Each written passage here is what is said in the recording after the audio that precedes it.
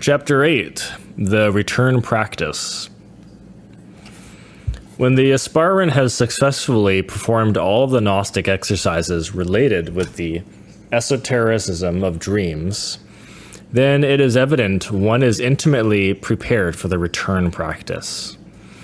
In the previous chapter, we mentioned the initiator element that comes forth as if by enchantment from amongst the changing and formless expressions of dreams. Certain people who are highly psychic, refined, or susceptible to impressions have always possessed in themselves the initiator element.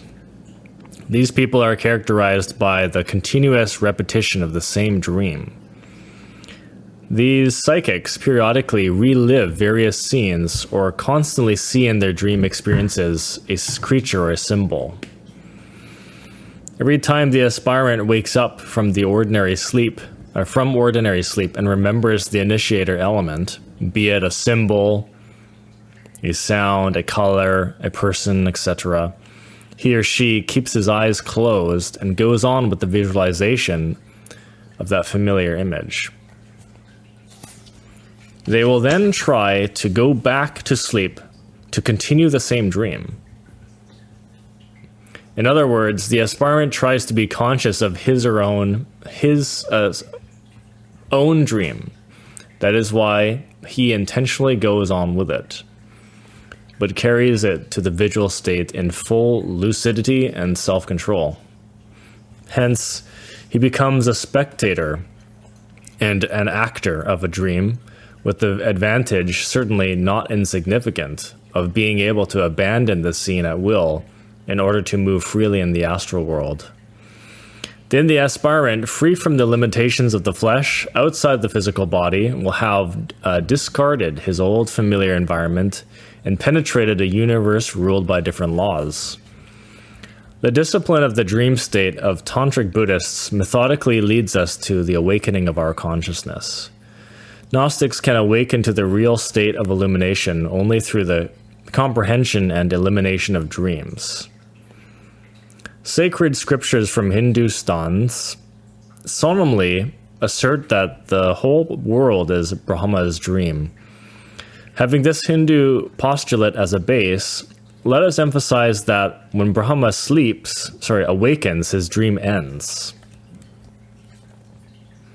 As long as the aspirant does not achieve the radical dissolution, not only of dreams, but also of the psychological roots that originate them. He's talking about mechanical, useless dreams, the egotistical generated dreams. If we don't eliminate them, then absolute awakening is impossible. The definite awakening of the consciousness is possible only by means of a radical transformation. The four Christic Gospels insist on the necessity of awakening. Unfortunately, people are still sleeping. Quetzalcoatl, the Mexican Christ, was certainly a human being who was 100% awakened. The multiplicity of his attributes points to us precisely the antiquity of his cult and the profound veneration he received in Mesoamerica. The holy gods of Anahuac are perfect humans in the strictest sense of the word. They are absolutely awakened.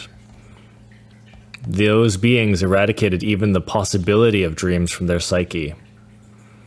Tlaloc, he who makes sprouting, the god of the rain and lightning. Being a god is also an awakened human who had to eliminate from his psyche not only his dreams, but also all possibilities of dreaming. He is the principal sacred individual of the ancient Olmec culture. He is always depicted with the tiger serpent's mask in colossal axes and various jade figures.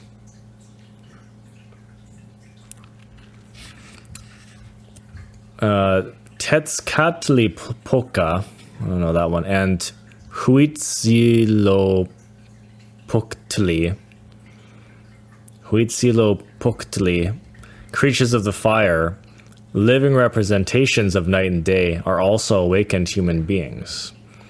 I mean humans, beings who went beyond their dreams.